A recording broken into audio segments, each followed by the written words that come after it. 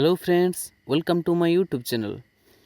आज ये भिडियो रे आमे वाक्यर प्रकार भेद संपर्क में आलोचना करिया। पूर्व भिडियो रे आमे कोन आलोचना करथिले जे गोटे वाक्यर कोन लक्षण रहिबा आवश्यक, जेमति कि आमे आलोचना करथिले गोटे शुद्ध वाक्य रे आकांक्षा, आसक्ति तथा योग्यता यही तीनटी लक्षण रही दरकार। से संपर्क में आपण माने पूर्व वीडियो को देखि जानि परिबे। एबे आसंतु वाक्यर प्रकार भेद संपर्क में आलोचना करिया। देखंतु, वाक्य हेउछि उपयुक्त अर्थबोधक पदसंहतिर उपयुक्त समाहार। गठित वाक्यर रूप पदसंहति दृष्टि निर्धारित होता है। गठन कला और प्रकार्य उभय दृष्टि वाक्य को दुई प्रकार करा जायछि। उभय को मुख्यतः वाक्य रूप कहते। देखंतु, आमे कोन कहले जे वाक्य हेउछि उपयुक्त अर्थबोधक पदसंहतिर उपयुक्त समाहार। माने आमे जो पूर्व वीडियो रे आलोचना करथिले जे वाक्य हेउछि केते गुडी पदर समाहार बा केते गुडी शब्दर समाहार जे गुडी को मिलित होई एक निर्दिष्ट अर्थ प्रकाश करूथिबो, ताहेले ही ताको आमे वाक्य बोली कहिबा। सेही कथा से एठी मध्ये दोहरैछि। देखंतु, आउ एठी कोन कहला जे वाक्यर गठन कला एवं प्रकार्य बा जो गठन दृष्टि एवं प्रकार्यात्मक दृष्टि वाक्य को साधारणतः दुई भाग में विभक्त कराଯାଇଛି। देखंतु, गठनात्मक दृष्टि सरल वाक्य, यौगिक वाक्य, जटिल वाक्य एवं मिश्र वाक्य। एवं प्रकार्यात्मक दृष्टि कौन अच्छी देखंतु, ताको पांच भाग में विभक्त कराଯାଇଛି। विवृत्ति सूचक वाक्य, आदेश बा अनुरोध सूचक वाक्य, प्रश्न सूचक वाक्य, विस्मय सूचक वाक्य एवं नास्ति सूचक वाक्य। आम प्रथम आलोचना करथिले कोन जे गठनात्मक रूप वाक्यर जो अच्छी से संपर्क में। देखंतु, गठनात्मक दृष्टि जो होइतिला प्रथम आस्तिला सरल वाक्य। सरल वाक्य आमे का कहबा। देखंतु, जो वाक्य रे केवल मात्र गुटिए समापिका क्रिया थिबो ताकू ही सरल वाक्य कहा जाए। ये देखंतु, हाइलाइट कर देखिए ऑप्शन को। देखंतु, सेटा को अपन वीडियो स्किप करके नोट डाउन करि परिबे। गुटिए मात्र समापिका क्रिया थिबा वाक्य को सरल वाक्य कहा जाए। समापिका क्रिया कोन? जो क्रिया रु बुझा पड़े जे वाक्यटी रो परिसमाप्ति घटिला, सेटा होजे समापिका क्रिया। देखंतु, किछि उदाहरण देछि। गोवर्धन दरिद्र लोक मानकर सेवा करंती। ए जो सेवा करंती कौन देछि देखंतु, आम साहित्य शिक्षक जने ज्ञानी व्यक्ति। देखंतु, एठी समापिका क्रिया किए अटंती, जोटा एठी साइलेंट हेई अछि। प्रणव जने शिल्पी, एठी किए हेबो समापिका क्रिया कोनते देखि। ठीक कहले, एटा होछि प्रणव जने शिल्पी अटे। तापर देखंतु, नमिता को तांको घर लोक भल पाती। एठी जो भल पाती, सेवा करती, अटे, अटंती, यही सब होचंती समापिका क्रिया। किसी स्थान रे देखंतु जेमति कि अटे, अटंती ए सब उज्य अछि। तापर देखंतु, यौगिक वाक्य। ताले आमे एठी बुझिले जे सरल वाक्य काहाकू कहबा ना, जो वाक्य रे केवल मात्र गुटिए समापिका क्रिया रहिथिबो सेही वाक्य ही सरल वाक्य हबो। माने एमती कि किछि क्रिया थिबो जो क्रिया द्वारा वाक्यटीर परिसमाप्ति घटुथिबो, जो क्रिया कि केवल गुटिए थिबो सेटा ही सरल वाक्य।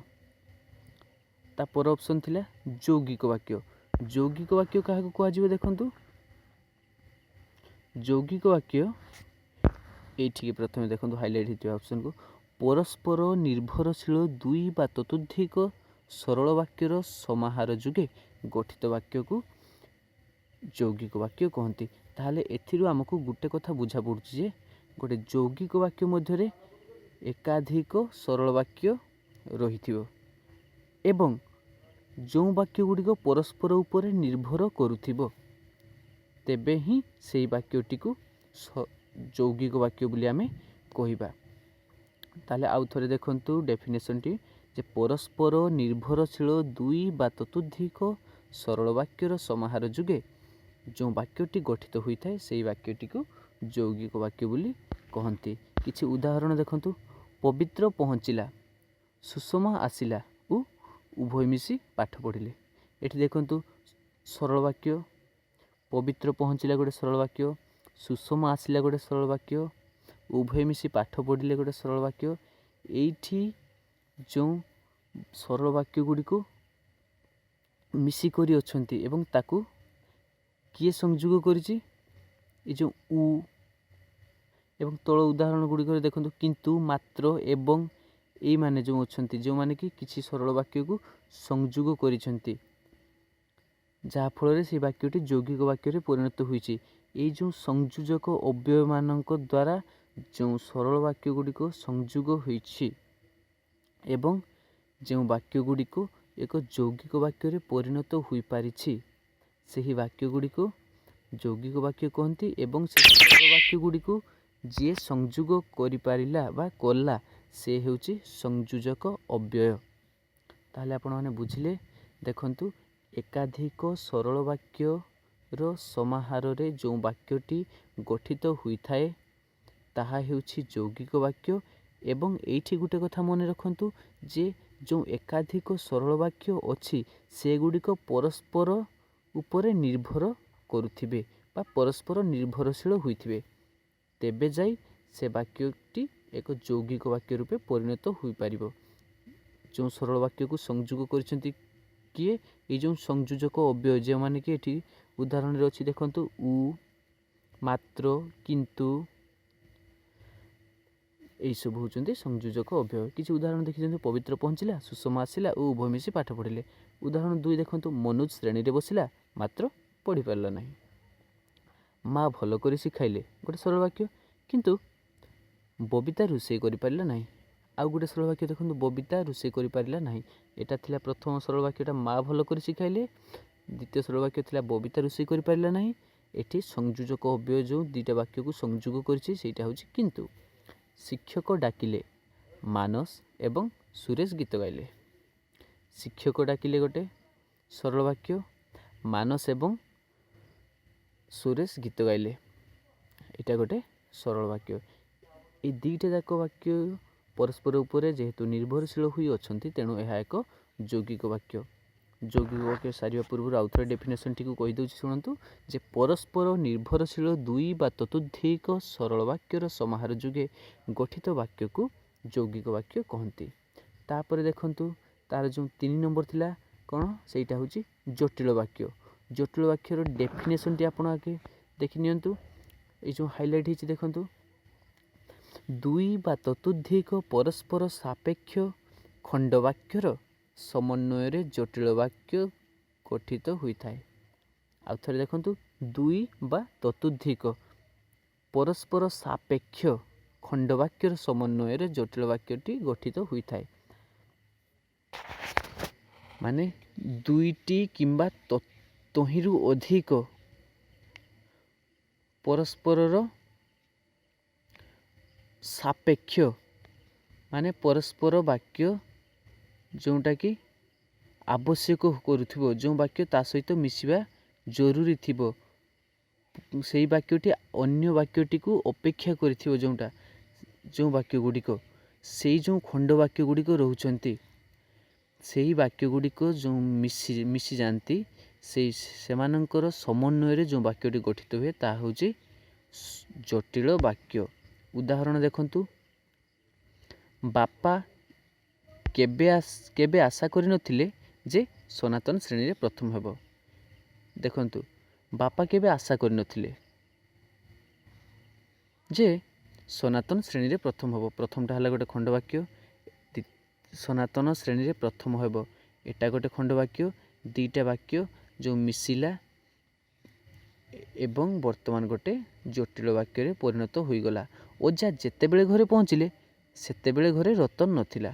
ଏଇ ଯେଉଁ ଏଠି ଦେଖନ୍ତୁ, ଯେତେବେଳେ, ସେତେବେଳେ, ଏଇସବୁ ଶବ୍ଦ ଯେଉଁ ବାକ୍ୟରେ ଥିବ ବୁଝିନେବେ ଯେ ସେଇଟା ହେଉଛି ଗୋଟେ ଜଟିଳ ବାକ୍ୟ। ଆଉ ଦେଇଛି ଦେଖନ୍ତୁ, ଦରକାର ସମୟରେ ଯେ ସାହାଯ୍ୟ କରେ ତାକୁ ଉପଯୁକ୍ତ ବନ୍ଧୁ କୁହାଯାଏ।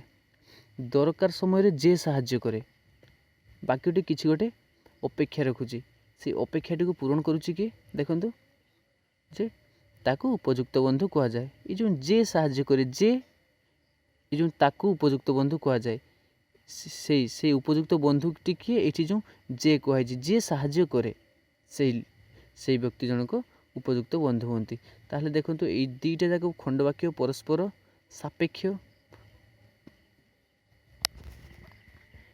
एमती किसी उदाहरण अच्छी देखंतु जेतेबेले घरे रतन नथिला बा जेतेबेले रतन घरे नथिला सेटा होची प्रधान वाक्य थिला तापरे ओजा सेतेबेले घरे पहुँचिले सेटा होची अप्रधान वाक्य सनातन श्रेणी रे प्रथम हेबो प्रधान वाक्य गोटे प्रधान वाक्य थिबो ता सहित अप्रधान वाक्य बा आश्रित ताकू आश्रय करी आउ गोटे वाक्य रहिथिबो सेटा हेले जाई कि दुईटा वाक्य जदि मिसिथिबो ताहले सेटा जटिल वाक्य रो रूप नबो एमती किसी उदाहरण अच्छी वीडियो स्किप करके आप उदाहरण गुड़ी को देखिपारे तापर देखंतु मिश्र वाक्य क्या कहवा ना जे कौन सी प्रकार वाक्यर समन्वित रूप को मिश्र वाक्य कह जाए जे कौन सी प्रकार माने आम कौन कौन वाक्य कथा जानचे सरल यौगिक जटिल बास तेणु हुए तो सरल युक्तक यौगिक समान मिश्र सरल युक्तक जटिल समान मिश्र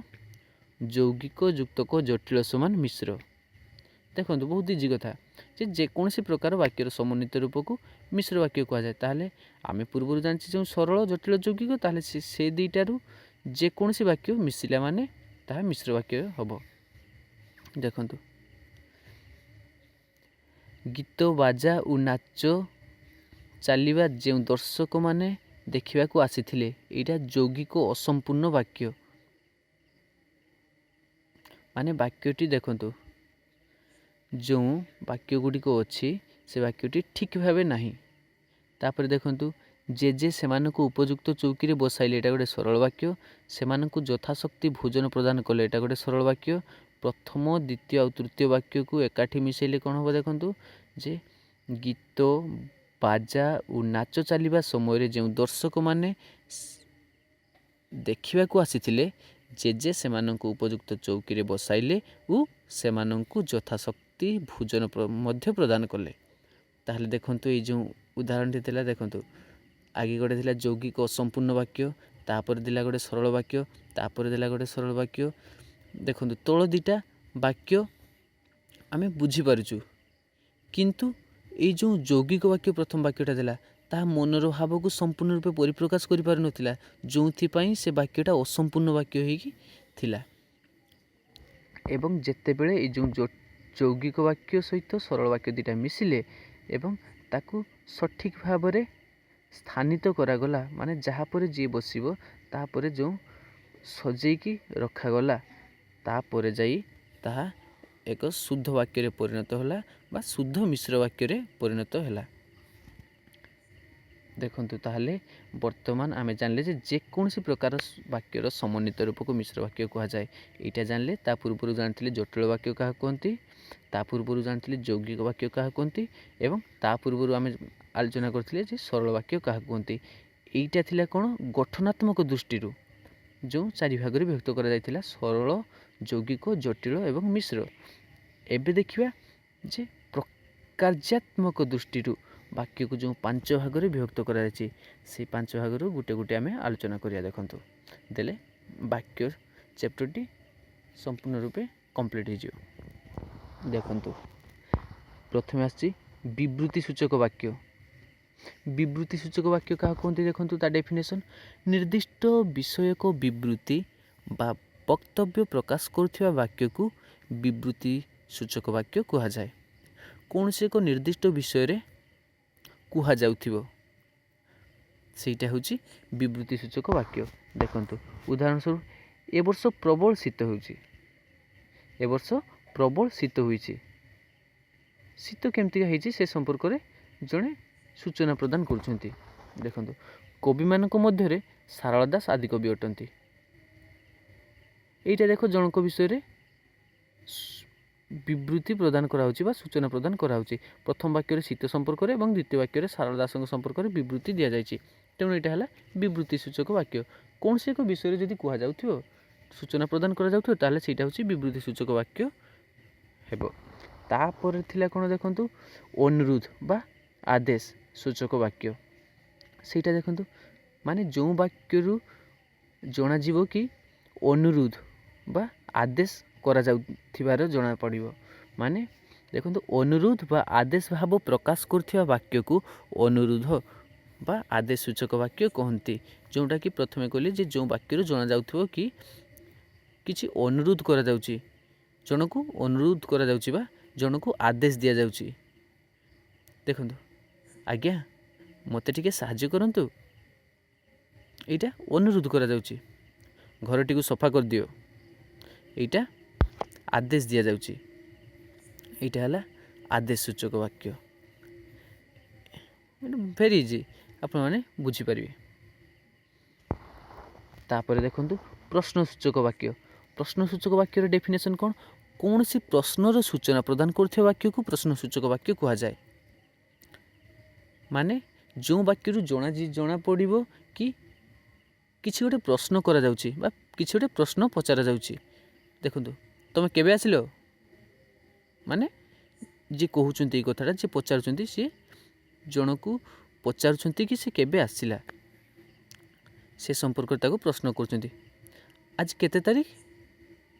देखंतु दुईटा वाक्य को तुलना करंतु। जो तमे केबे आसिलो, आज केते तारीख।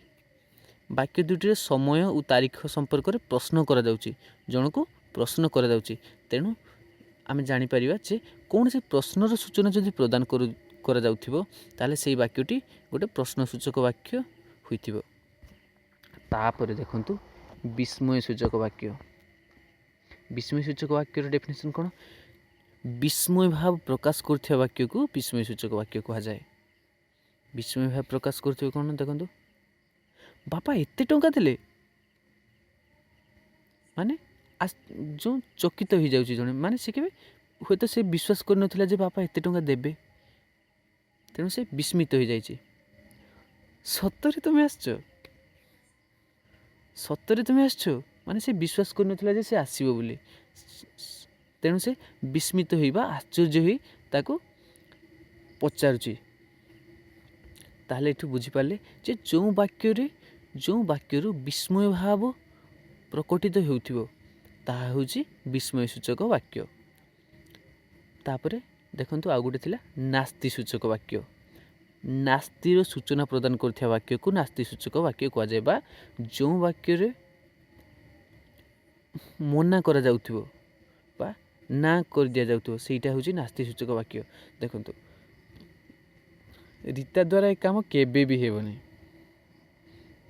माने रीता ए काम करिया पई अक्षम, जेना सी ता ए काम करि पारिया भले क्षमता तार नाही। तेणु जो कहा जाउची रीता द्वारा ए काम केबे भी हेबो नै। तापर कोन देखंतु तमोर नियम मु पाली पारिबे नै, तमोर नियम मु पाली पारिबे नै। उभय वाक्य देखंतु नास्तिर सूचना मिलुची, माने सेटा नो करि पारिबा रो सूचना मिलुची बा नार सूचना मिलुची। तेणु ता हेउची नास्ति सूचक वाक्य। देखंतु एठी किछि प्रश्न अछि। देखंतु वीडियोटी को स्किप करी ए प्रश्नर उत्तर देवा पई चेष्टा करंतु। देले जो सबु पाठ संपर्क में आम बर्तमान आलोचना कले ताहा रिकल हो जिवो।